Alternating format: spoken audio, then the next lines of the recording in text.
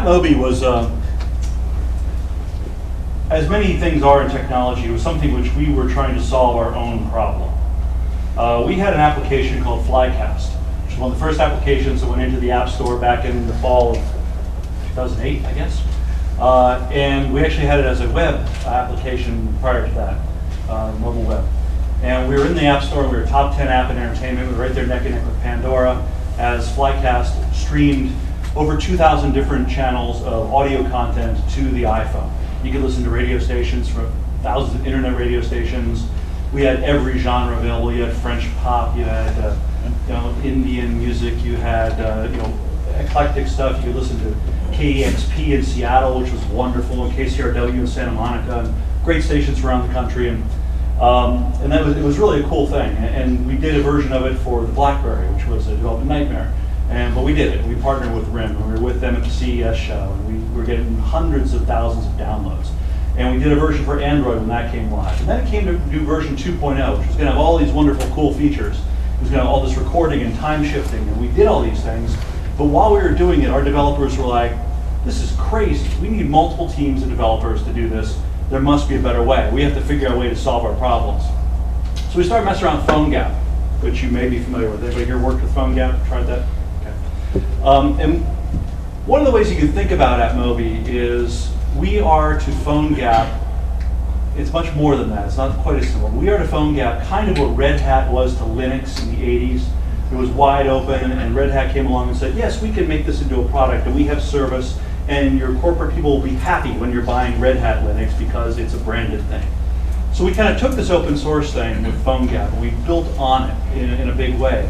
Within a few months, we figured out that selling advertising to support aggregated content in a difficult advertising economy was not as good a business as working harder and more focused on the tools. So we were setting out to solve our own problem, and we started coming up with this whole tool set, and we changed the name of the company, we got new business cards, and we hired different kinds of developers, and we started focusing on being AppMobi. And what does that mean? It is a cross-platform, free, mind you, free download from the site, native mobile application development tool. You write it once, and you can deploy in multiple places. Right now, it works with iOS. You can develop for iOS and any of these without a Mac. You do not need the SDK from any of the current operating systems you're working with. You are working with HTML and JavaScript. There are maybe 60,000 developers out there right now who are accredited, working mobile developers. And they're busy. They're making a lot of money. And congratulations if you're one of them. And if you have to hire them, it's another story. But you've got all these people who've been doing websites, maybe 5-6 million people worldwide who are competent HTML and or JavaScript people. What we've done is open up the gates to mobile development to that whole world.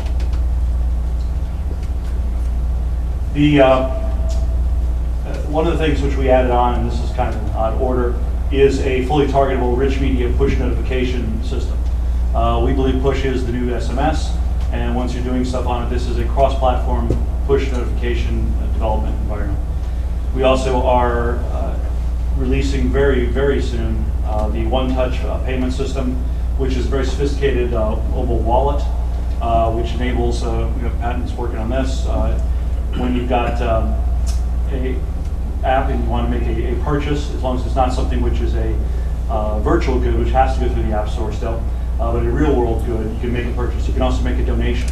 And particularly here in this area in Washington, with all the nonprofits and charitable organizations, there is a big, big market for donations, and this actually smooths and streamlines the process.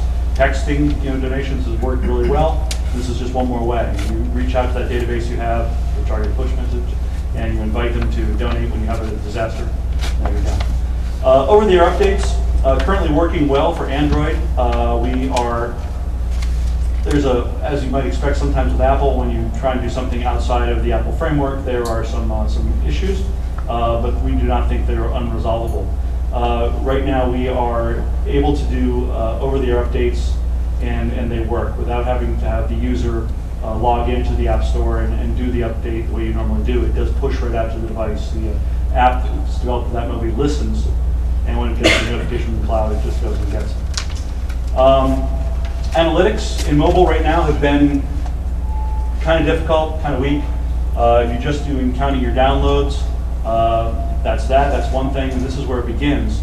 I was talking to somebody in an agency in New York the other day, and they were talking about how it was a really interesting time in mobile. It was very much like it was in the internet, because we got the site up. Yay, we got the site up, that's great. Now we got the app launched, and yay. Well, how did it work? Nobody knows. Nobody knows how to measure it. Nobody cares. But we got it done. And analytics are coming. If it can be measured, it will be measured, is the rule, and it's going to happen. And, this will be put it on a par. We've made this W3C compliant, so it can load out into Omniture or anything that the client wants to look at in an environment that they're used to doing their analysis in. Again, based on industry standard languages. There's no need to learn a new language. You don't have to learn not just the primary languages for mobile application development, Objective-C or Angular Java, but you don't have to learn any intermediate languages, which some of the other competitive products will have you do. There are some other great products out there, but we don't subscribe to the way that they've done it with Titanium or Corona or Lua or whatever they may be. Things JavaScript, Ajax, any JavaScript framework you're used to working with, like Sencha Touch or jQuery, all those languages, all those libraries work. What we've done to make this happen is we've created a JavaScript library of our own, which goes to the native hardware functionality and creates a JavaScript bridge to that. When you're working in the development environment, you download the AppMobi XDK, you link it up to whatever IDE you want to use, whether you're doing Notepad or Visual Studio or Dreamweaver, whatever it may be, and you have the code in there, and you learn the JavaScript library is the biggest learning curve of it. But there are lots of examples. We just released, we just renamed it too. We bought a little company, and they had a really neat user interface, which we've just put up there. And believe it or not, I'm blanking on our new name. But there's a whole user interface library, which we've just put up live on the website within the last day or two. But basically, we've created these JavaScript bridges to using the 80-20 rule, and 90% of the calls which are most common in the devices. There are sometimes some very vertical things, very strange little things which we haven't done. We'll do them. Or it is we're open architecture, not so much open source, but plugins can be created by third-party developers. They have had some developed by people outside, just in our development community. And then we've also worked with when we had a particular big project where they wanted something, we did it. They paid us, but we did it. Again, these are the JavaScript frameworks I mentioned earlier, as I got ahead of myself, but I'm sure you recognize, if you're a developer, you recognize the logos. Everything is done in the cloud.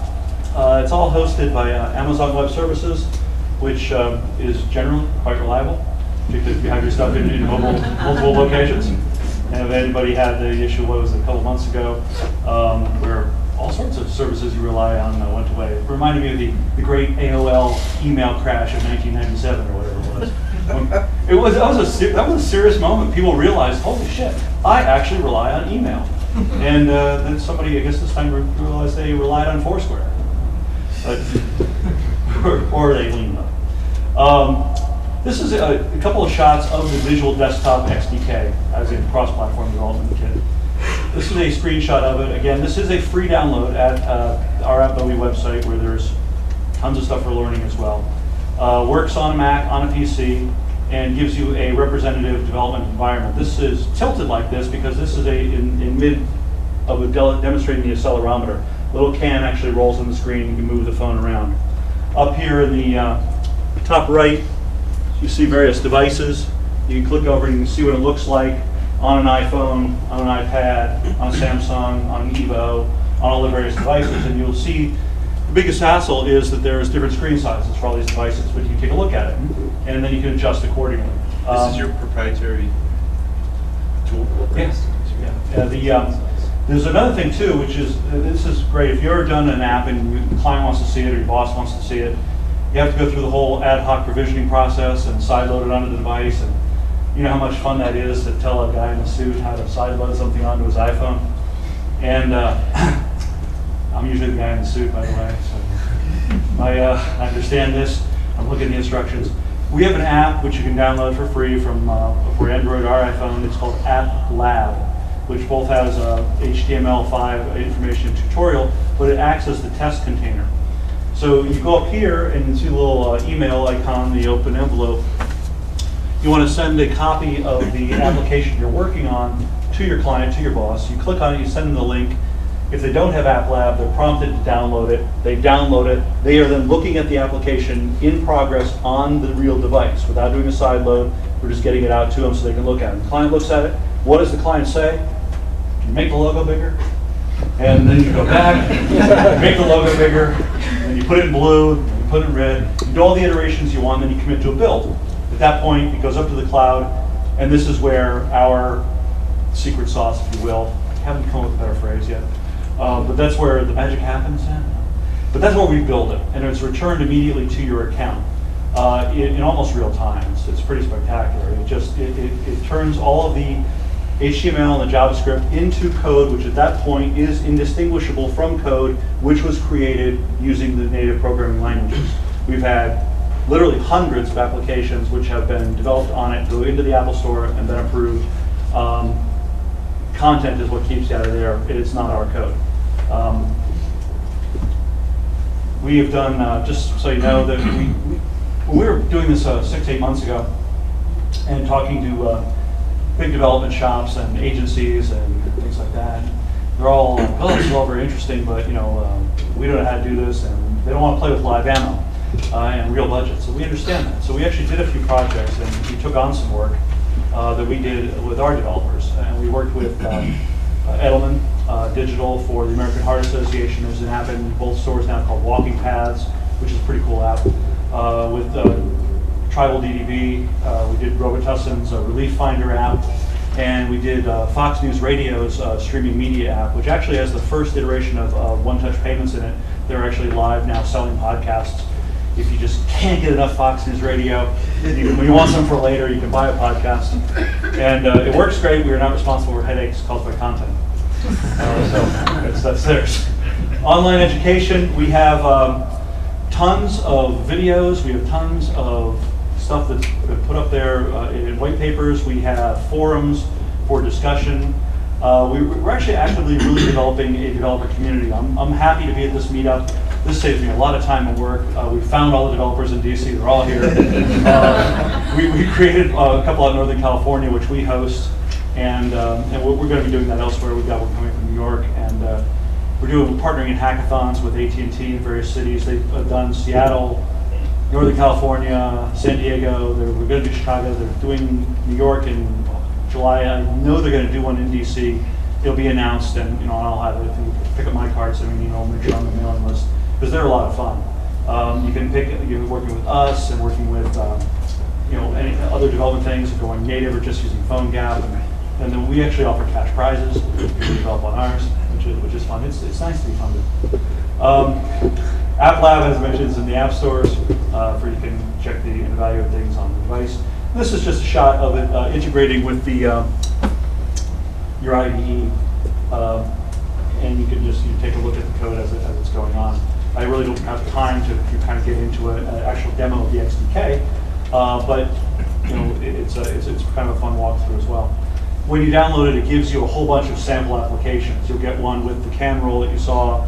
You'll get drag and drop things as a media player. There's, I don't know, it's like at least 15 or more different sample applications in there that you can look at the code and see what's going on, mess around with it. Again, the build happens in the clouds. They come back, native binaries, and they're ready to go. And you see the third thing we have over here. For a while there, we had BlackBerry sitting over there in that third position. And anybody here from RIM tonight? Was that when people looking for a job? Oh, I'm sorry. I never said that before. I apologize. I can't help it. Anyway, we had BlackBerry up there, and we were going to do it for 6.0 and above because it's the first one with the WebKit browser. And we spent time with it, and frankly, the adoption is not happening fast at 6.0 and above. And we're saying web applications is what's going to happen. We're